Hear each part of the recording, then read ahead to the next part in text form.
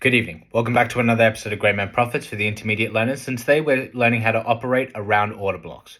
So I've already made a very similar video to this in course my beginner channel, but this is a chance I'm going to deep dive into how to add advanced concepts into your beginner trading so that you can develop a lot quicker, especially how to respond around larger players.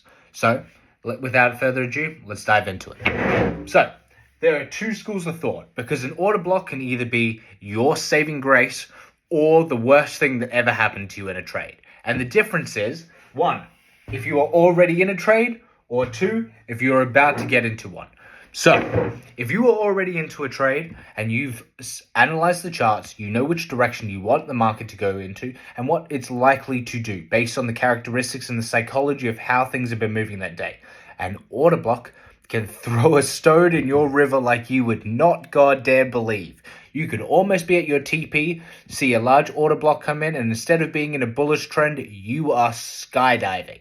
And that's where you lose a lot of money. So, these two methods. So, an order block, when you're already in a trade, can moderate price or stop it from moving how it wants to go authentically, and more importantly, manipulate direction.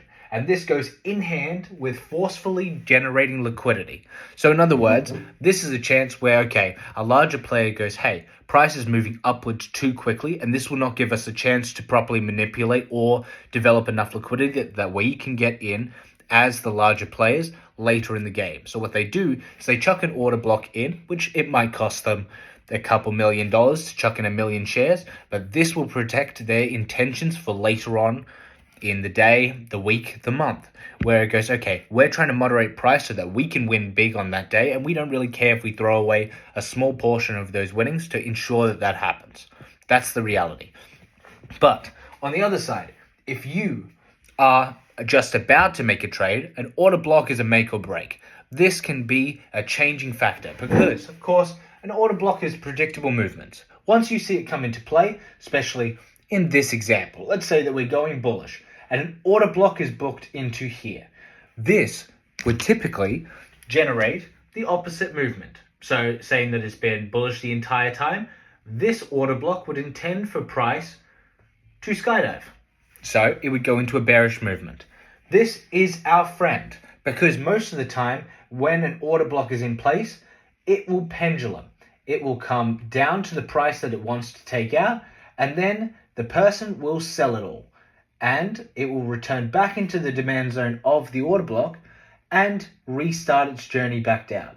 So this allows you to make money in an equilibrium. But at the same time, one of the real benefits of it, if you are a smart player, it allows you to set predictable TPs. So how does this work?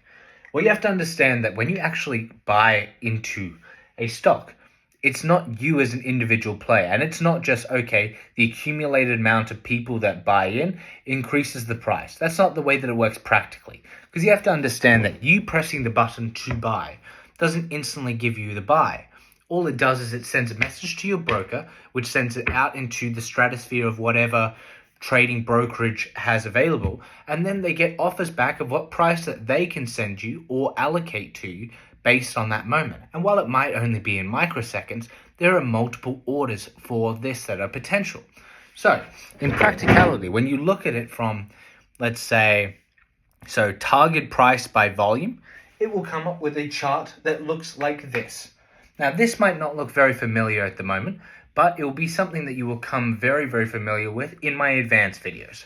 So this is a demonstration for, let's say, a proxy price for gold.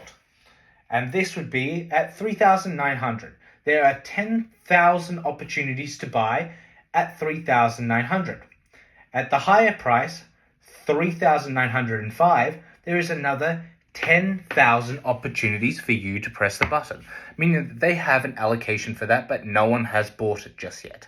So what happens is that they have set, this person has decided to put an order block of 1 million shares at 3,910. And this works as a brick wall.